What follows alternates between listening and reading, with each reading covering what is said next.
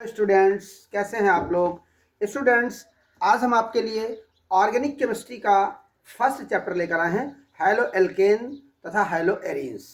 बेटा ये रिएक्शन का चैप्टर है और रिएक्शन चूँकि बच्चों के लिए कुछ कठिन टॉपिक पड़ जाता है, इसलिए इस लेसन को मैं बहुत क्लियर पोजीशन देना चाहता हूं और बहुत ध्यान से पढ़िएगा ताकि रिएक्शन का स्टेप आपको अच्छे से समझ में आ जाए, क्योंकि बच्चों को बोर्ड पेपर में रिएक्शन में बहुत प्रॉब्लम आती है। तो इसीलिए मैं बहुत इजी वे पे आपको पढ़ाने की कोशिश कर रहा हूं। तो सभी लोग ध्यान से देखेंगे। हैलो एल्केन्स तथा हैलो एरीन्स आज का टॉपिक है बेटा, हैलो एल्केन्स तथा हैलो एरीन्स। तो हैलो एल्केन्स क्या होते हैं, सबसे पहले हम पढ़ेंगे हैलो एल्केन्स।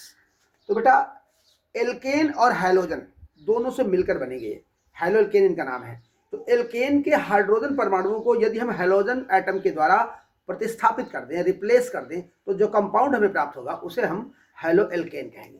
तो यहाँ पर देखें, मैंने एल्केन लिखा है।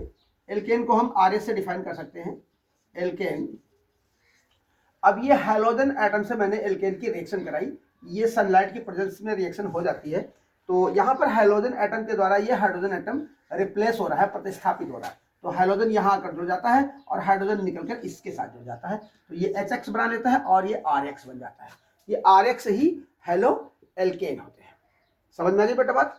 अब हैलो एल्केन का एक एग्जाम्पल बन लिया, मेथेन की रिएक्शन मैंने कराई क्लोरीन से in the presence of sunlight. तो क्लोरीन का एटम आता है और हाइड्रोजन एटम को प्रतिस्थापित करता है, तो एक हाइड्रोजन हट जाता है और एक क्लोरीन आकर इसमें जुड़ जाती है, तो बच्चों बन जाता है CH3Cl। लेकिन ये रिएक्शन तब तक चलेगी जब तक कि सभी हाइड्रोजन एक एक करके प्रतिस्थापित नहीं हो जाते हैं। तो क्लोरीन का परमाणु अब दूसरे हाइड्रोजन को रिप्लेस करता है, तो यहाँ पर बन जाता है CH2Cl2, मतलब एक H कम हो जाता है और Cl बढ़ जाता है, तो ये CH2 हो जाएगा, ये Cl2 हो जाएगा, ये बन गया। ठीक है, इसके बाद ये फिर से एक बार क्लोरीन एटम से रिएक्शन कर लेता है और क्लोरीन का एटम आता है, हाइड्रोजन एटम को हटाता है, तो जिससे बन जाता है CHCl3 और HCl भी बाहर हो जाता है, और लास्ट में एक हाइड्रोजन बचता है, वो क्लोरीन एटम के द्वारा फिर से प्रतिस्थापित हो जाता है और फाइनल प्रोडक्ट हमारा बन जाता है CCl4। तो जब हैलो एल्केन में एक हाइड्रोजन कंबाइंड होता है तो इसे हम मोनो हैलो एल्केन कहते हैं। जब दो हैलोजन जुड़े होते हैं तब इसे हम डाई हैलो एल्केन कहते हैं। जब तीन हैलोजन जुड़ते हैं तब इसे हम ट्राई हैलो एल्केन कहते हैं, और जब चार हैलोजन जुड़ जाते हैं तो इसे हम टेट्रा हैलो एल्केन या फिर इसे हम पॉली हैलो एल्केन कह सकते हैं। तो हम एल्केन को कैसे डिफाइन कर सकते हैं, तो बहुत ध्यान से सुनिएगा। जब किसी एल्केन के हाइड्रोजन परमाणुओं को हैलोजन परमाणु द्वारा प्रतिस्थापित करते हैं तो जो यौगिक बनते हैं उन्हें हैलो एल्केन कहते हैं। इसी बात को हम इंग्लिश में कुछ इस तरह से संक्षेप में कह सकते हैं कि halogen derivatives of alkane, halogen derivatives of alkanes are called halo alkanes. बात समझ में आई? यानी एल्केनों के हैलोजन व्युत्पन्न हैलो एल्केन कहलाते हैं। एल्केनों के हैलोजन व्युत्पन्न हैलो एल्केन कहलाते हैं।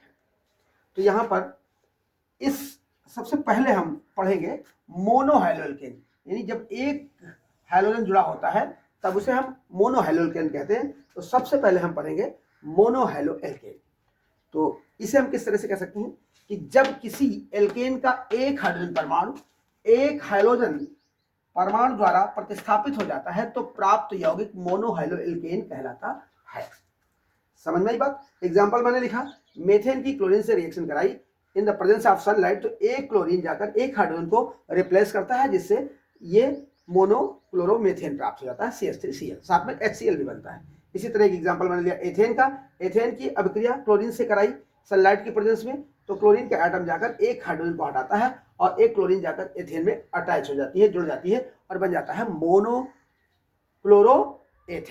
तो बात समझ में आ गई बेटा कि एल्केनों के हैलोजन व्युत्पन्न हैलो एल्केन कहलाते हैं, यानी halogen derivatives of alkanes are called halo alkane. तो बेटा पहले इसे नोट करें, फिर इसके आगे की बात हम आपको बता रहे हैं, इसे नोट करें।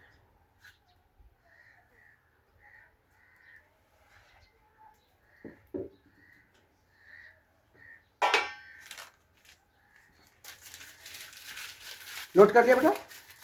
ठीक। अब हम पढ़ेंगे मोनो हैलो एल्केन का क्लासिफिकेशन, वर्गीकरण। मोनो हाइलो एल्केन कितने प्रकार के होते हैं। तो बहुत ध्यान से समझिएगा बच्चों, क्योंकि लेसन की शुरुआत स्टार्टिंग अगर आपको समझ में आ जाती है तो फिर लेसन आपको अच्छे से समझ आता है। तो अभी आपने पढ़ा हाइलो एल्केन क्या होते हैं, तो एल्केनों के हाइड्रोजन व्युत्पन्न हाइलो एल्केन कहलाते हैं, ठीक है। और हम पढ़ेंगे सबसे पहले मोनो हाइलो एल्केन, मतलब जब किसी एल्केन में एक हाइड्रोजन परमाणु उपस्थित होता है तो उसे मोनो हाइलो एल्केन कहते हैं। तो मोनो हाइलो एल्केन की डिफिनेशन हो गई। अब वर्गीकरण पढ़ेंगे। मोनो हाइलो एल्केन का वर्गीकरण classification of mono halo alkane क्या है बच्चों, ये क्लासिफिकेशन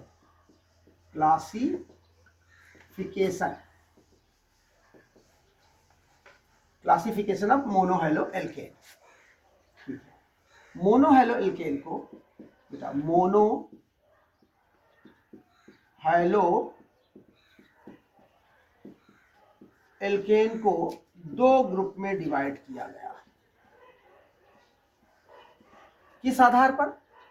जिस कार्बन से हाइड्रोजन परमाणु संयुक्त रहता है उस कार्बन के संकरण के आधार पर, यानी उस कार्बन पे कौन सा संकरण उपस्थित है। तो कार्बन CX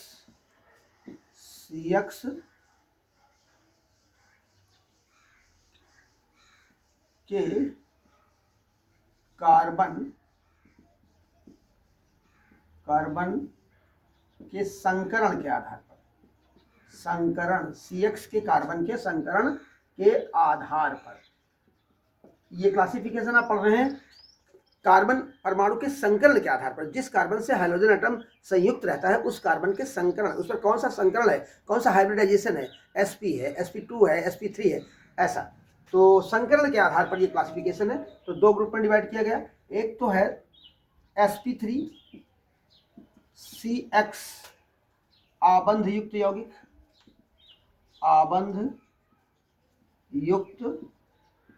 यौगिक, दूसरा है sp2CX आबंध युक्त यौगिक। यानी मोनो हाइलो एल्केन को दो ग्रुप में डिवाइड किया गया है, एक sp3CX बॉन्डेड कंपाउंड और दूसरा sp2CX बॉन्डेड कंपाउंड। अब sp3CX बॉन्डेड कंपाउंड को तीन ग्रुप में डिवाइड किया गया है। इसमें तीन टाइप होते हैं। एक है बेटा एल्किल हैलाइड,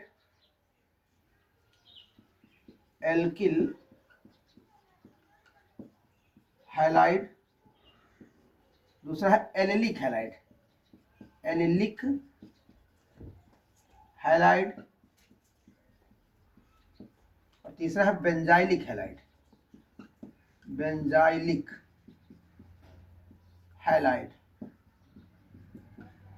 ये तीन ग्रुप है sp3CX आबंध युक्त यौगिक में। sp2CX बॉन्डेड कंपाउंड में दो ग्रुप हैं, एक है वाइनिलिक हैलाइड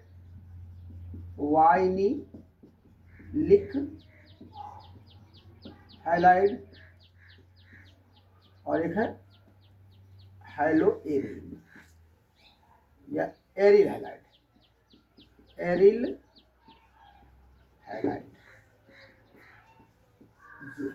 तो बच्चों कुछ बात समझ में आई। मोनो हाइलो एल्केन को कार्बन परमाणु के संकरण के आधार पर, जिस कार्बन से हाइड्रोजन परमाणु जुड़ा होता है उस कार्बन पर उपस्थित संकरण के आधार पर दो वर्गों में विभाजित किया गया। एक है sp3CX आबंध युक्त यौगिक, दूसरा है sp2CX आबंध युक्त यौगिक। और sp3CX आबंध युक्त यौगिक में तीन टाइप है, तीन प्रकार है। एक है एल्किल हैलाइड, दूसरा एलिलिक हैलाइड, तीसरा बेंजाइलिक हैलाइड। और sp2 में दो टाइप हैं, दो प्रकार हैं, वाइनिलिक हैलाइड और एरिल हैलाइड। तो बच्चों ये क्लासिफिकेशन है। अब आप इसका एक एक का डिटेल पढ़ोगे और इसके आगे फिर चलेंगे। तो इसे आप नोट करें, फिर मैं आपको इसके आगे का टॉपिक पढ़ाऊंगा। थैंक्स। यदि आपको वीडियो समझ में आया है तो लाइक करें, कमेंट करें और मेरे चैनल को सब्सक्राइब करें।